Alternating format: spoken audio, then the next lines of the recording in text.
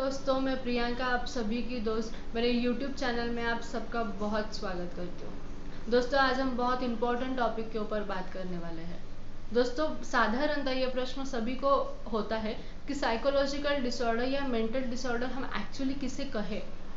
Mental disorder या psychological disorder basically होती क्या है, या हम किस प्रकार कह सकते हैं कि इसको ये मेंटल डिसऑर्डर हुआ है। तो इन सब के बारे में आज मेरा यही प्रयास रहेगा कि मैं आपको डिटेल इन्फॉर्मेशन दूँ, सिंपल भाषा में आपको समझाने की कोशिश करूँ कि बेसिकली साइकोलॉजिकल डिसऑर्डर्स या मेंटल डिसऑर्डर्स होती क्या है, उनको हम कैसे पहचानते हैं। तो चलिए दोस्तों, शुरू करते हैं। दोस्तों, जब हम साइकोलॉजिकल डिसऑर्डर्स या मेंटल डिसऑर्डर्स के बारे में बात करते हैं तो उससे पहले बहुत इंपॉर्टेंट टर्म हमारे सामने आती है, वो होती है हेल्थ। दोस्तों, जब हम ह्यूमन हेल्थ के बारे में बात करते हैं तो ह्यूमन हेल्थ बेसिकली दो कैटेगरीज में डिवाइड की गई है।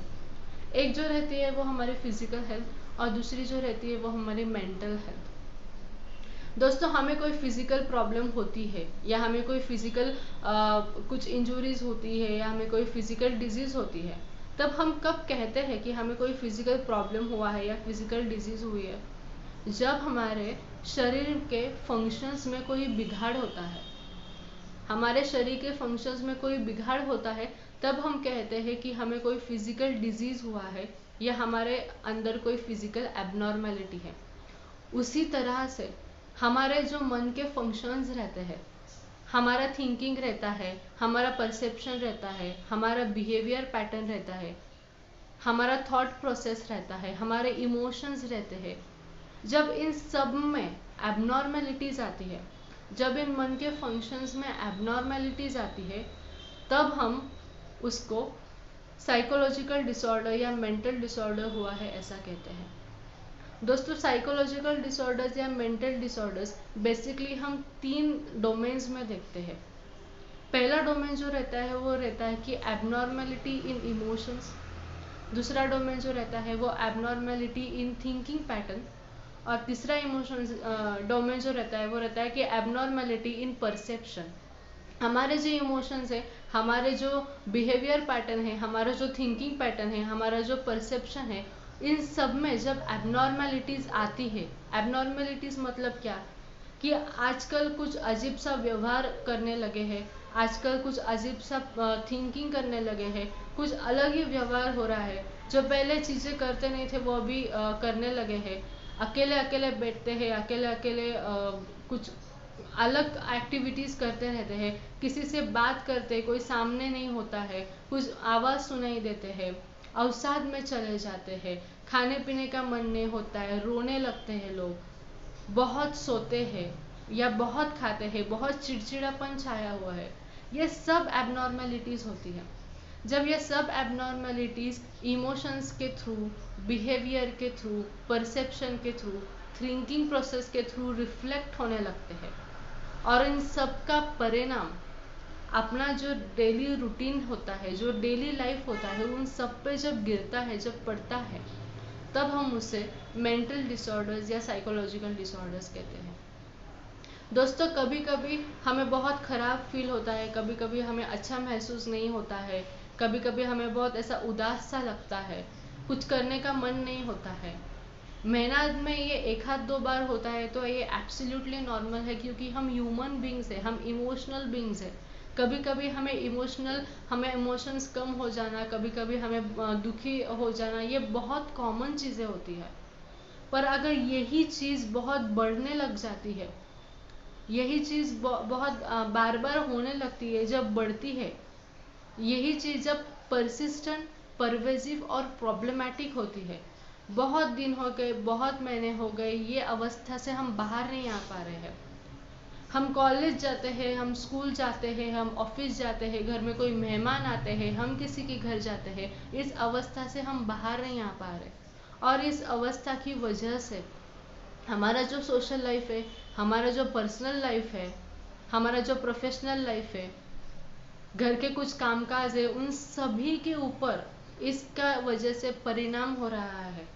हमारे लाइफ की प्रोडक्टिविटी कम होती जा रही है। अगर ऐसा हमें महसूस होता है, तभी हम कहते हैं कि कोई साइकोलॉजिकल डिसऑर्डर या मेंटल डिसऑर्डर से कोई व्यक्ति ग्रसित है, पीड़ित है। लोग बहुत सी साइकोलॉजिकल डिसऑर्डर्स रहती है। ओसीडी है, ऑब्सेसिव कंपल्सिव डिसऑर्डर है, डिप्रेशन है, बाइपोलर डिसऑर्डर है, स्किज़ोफ्रेनिया है, attention deficit hyper activity disorders है। ऐसी बहुत सी साइकोलॉजिकल डिसऑर्डर रहती है, ऐसी बहुत से मन की परेशानी रहती है जो कि हमें अगर दिखाई दे रही है कि बहुत महीने हो गए, बहुत दिन हो गए, दिखाई दे रही है, ये एबनॉर्मेलिटीज़ हमारे थिंकिंग में, हमारे बिहेवियर में, हमारे थॉट प्रोसेस में, हमारे परसेप्शन में हो रहे हैं, तभी हम उसको साइकोलॉजिकल डिसऑर्डर्स या मेंटल डिसऑर्डर्स कहते हैं। यही परेशानी अगर हमें एक आध 2 दिन हो रही है तो उसे हम साइकोलॉजिकल डिसऑर्डर या मेंटल डिसऑर्डर्स नहीं कहते हैं। दोस्तों, जब भी आप साइकेट्रिस्ट के पास या साइकोलॉजिस्ट के पास जाते हैं, तभी ये साइकोलॉजिकल डिसऑर्डर्स बेसिकली 2 इम्पोर्टेंट चीज़ों में बांटी गई है। एक तो रहती है न्यूरोसिस और दूसरी रहती है साइकोसिस। न्यूरोसिस में जैसे डिप्रेशन हुआ, एंजाइटी हुई, ऑब्सेसिव कंपल्सिव डिसऑर्डर है, सोमैटोफॉर्म डिसऑर्डर है, एडजस्टमेंट डिसऑर्डर है, मैरिटल इश्यूज कोई प्रॉब्लम है। उसी तरह से साइकोसिस में स्किज़ोफ्रेनिया जैसे है, हिस्टेरिया है, कन्वर्जन डिसऑर्डर है, डिसोसिएटिव आइडेंटिटी डिसऑर्डर है, ऑटिज्म है।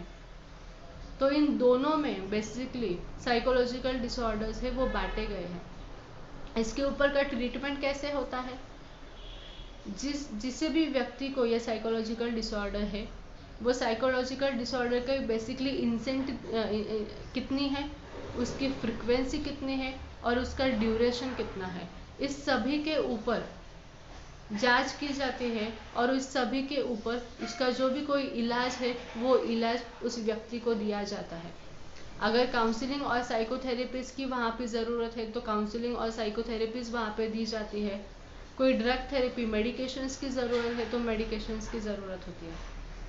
उसके इंटेंसिटी, ड्यूरेशन और फ्रिक्वेंसी पर तय किया जाता है कि उस व्यक्ति को किस तरह से हमें ट्रीटमेंट देनी है। और अगर हम अर्ली इंटरवेंशन करते हैं, अगर हम अच्छी तरह से ट्रीटमेंट लेते हैं, तो ये भी जो भी कोई एबनॉर्मेलिटीज़ हमारे थॉट्स में, हमारे इमोशंस में, हमारे परसेप्शन में, हमारे बिहेवियर में है, वो पूरी की पूरी एबनॉर्मेलिटीज़ हम कम कर सकते हैं और इससे पूरी तरह से हम बाहर आ सकते हैं। दोस्तों, आई होप कि आपको समझ आया होगा कि बेसिकली साइकोलॉजिकल डिसऑर्डर्स या मेंटल डिसऑर्डर्स क्या होती है। दोस्तों, मेरे मराठी में भी वीडियोस है, अगर आप चाहें तो वो भी चेकआउट कर सकते हैं। मैं लिंक डिस्क्रिप्शन बॉक्स में ज़रूर डाल दूँगी। और यदि आप तक आपने मेरा चैनल सब्सक्राइब ना किया हो तो आप ज़रूर मेरा चैनल सब्सक्राइब कीजिएगा और ये वीडियो जिन तक पहुँचानी होनी चाहिए उन तक ज़रूर पहुँचाइएगा। धन्यवाद।